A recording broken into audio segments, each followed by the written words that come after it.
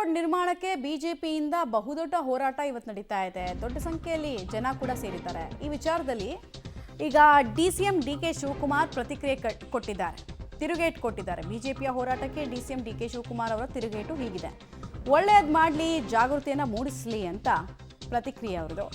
ಅಶೋಕ್ ಅಧ್ಯಕ್ಷತೆಯಲ್ಲೇ ಒಂದು ಸಮಿತಿಯನ್ನು ನಾವು ಮಾಡ್ತೇವೆ ಅಂತ ಕೂಡ ತಿಳಿಸಿದ್ರು. ಯಾರ್ಯಾರು ಸದಸ್ಯರು ಬೇಕು ಅಂತ ಅವರೇ ಹೇಳಲಿ, ಆ ಮೂಲಕ ಇದು ನನ್ನ ಆಸ್ತಿ ಅಲ್ಲ ಅಥವಾ ಯಾರ ಆಸ್ತಿ ಕೂಡ ಅಲ್ಲ, ಟನಲ್ ರೋಡ್ ನಿರ್ಮಾಣ ಮಾಡಿಯೇ ಸಿದ್ಧ ಅನ್ನೋದನ್ನು ಅವರು ಹೇಳೋಕೆ ಹೊರಟಿರೋಂಗೆ ಕಾಣಿಸ್ತಾ ಇದೆ. ಸಾರ್ವಜನಿಕ ಯೋಜನೆ ಇದು, ಲಾಲ್ಬಾಗ್ ಹಾಳು ಮಾಡೋಕ್ಕೆ ನಾನು ಮೂರ್ಖ ಅಲ್ಲ. ಬಿಜೆಪಿ ಹೋರಾಟಕ್ಕೆ ಹಿಂಗೆ ಪ್ರತಿಕ್ರಿಯೆಯನ್ನು ಕೊಟ್ಟಿದ್ದಾರೆ. ಆ ಮೂಲಕ ಟನಲ್ ರೋಡ್ ನಿರ್ಮಾಣ ಆಗೇ ಆಗುತ್ತೆ ಅನ್ನೋದನ್ನು ತಮ್ಮದೇ ದಾಟಿಯಲ್ಲಿ ಹೇಳಿದ್ದಾರೆ. ದಾಖಲೆ ಒಳ್ಳೆಯದು, ಜಾಗೃತಿ ಮೂಡಿಸಲಿ. ನಾನು ಈಗಾಗಲೇ ಹೇಳಿದ್ದೀನಿ, ಅಶೋಕ್ ಅಧ್ಯಕ್ಷತೆಯಲ್ಲೇ ಒಂದು ಸಮಿತಿ ಮಾಡ್ತೀನಿ, ರೆಡಿ ಇದ್ದೀನಿ ನಾನು. ಅವರೇ ಯಾರು ಮೆಂಬರ್ ಮಾಡಬೇಕು ಅಂತ ಹೇಳಿ ಅದು ಮಾಡೋಕ್ಕೆ ಹೇಳಿದ್ದೀನಿ. ಇದು ನನ್ನ ಆಸ್ತಿ ಅಲ್ಲ, ಇದು ಇಲ್ಲ ಯಾರ ಆಸ್ತಿನೂ ಅಲ್ಲ.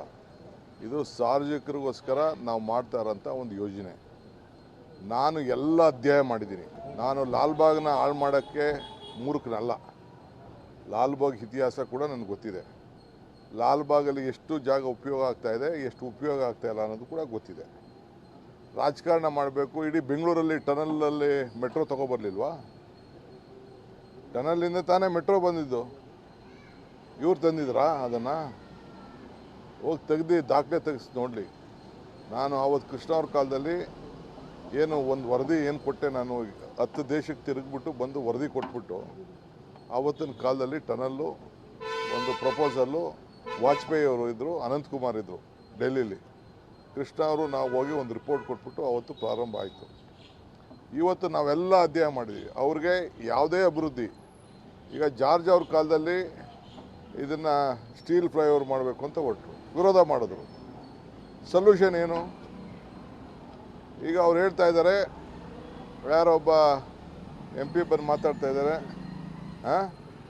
ಇದನ್ನು ರೈಲ್ ಮಾಡಿ ಅಂತ ಅಂದ್ಬಿಟ್ಟು. ಎಲ್ಲಿದೆ ರೈಲ್ ಮಾಡೋಕ್ಕೆ? ಸೆಂಟ್ರಲ್ ಗೌರ್ಮೆಂಟ್ ಇದೆ, ಮಾಡಲಿ ರೈಲು. ಅದೇನೋ RTPS ಇದನ್ನು ಇದು ಮಾಡಬೇಕಂತೆ, ಅದೇ ನಾವು BRTS. ಏನೋ ತಲೆ ಇದೆಯಾ? ಬೆಂಗಳೂರಲ್ಲಿ ಎಲ್ಲರೂ ಜಾಗ ಇದೆಯಾ RTPS ಮಾಡೋಕ್ಕೆ? ದಿನಕ್ಕೆ 100 ಜನ ಸಾಯ್ತಾರಷ್ಟೇ. ಜಾಗ ಎಲ್ಲಿದೆ? ಈಗ ಹುಬ್ಳಿಲಿ ಟ್ರಯಲ್ ಮಾಡಿದ್ರು ಒಬ್ಬ ಜಗದೀಶ್ ಶೆಟ್ಟರು, ಇವತ್ತು ಸಕ್ಸಸ್ ಆಗಿಲ್ಲ. ಅದು ಮಾಡೋಕ್ಕೆ ಎಲ್ಲಿ ಜಾಗ ಇದೆ ಹೇಳಿ? It is not possible. ಪ್ರಾಕ್ಟಿಕಲಾಗಿ ಅದೆಲ್ಲ ಪಾಸಿಬಲ್ ಇಲ್ಲ. ಸೊಲ್ಯೂಷನ್ ಕೊಡಲಿ. ಟೀಕೆ ಮಾಡೋದು, ವಿರೋಧ ಪಾರ್ಟಿ ಟೀಕೆ ಮಾಡೋದು ಅದು ಬೇರೆ ವಿಚಾರ. ಒಂದು ಸೊಲ್ಯೂಷನ್ ಕೊಡಲಿ. ಸೊಲ್ಯೂಷನ್ ಕೊಟ್ಟಾಗ ಖಂಡಿತ ಒಳ್ಳೆ ಸೊಲ್ಯೂಷನ್ ಇದ್ರೆ ಒಪ್ಕೊಳ್ಳೋಣ.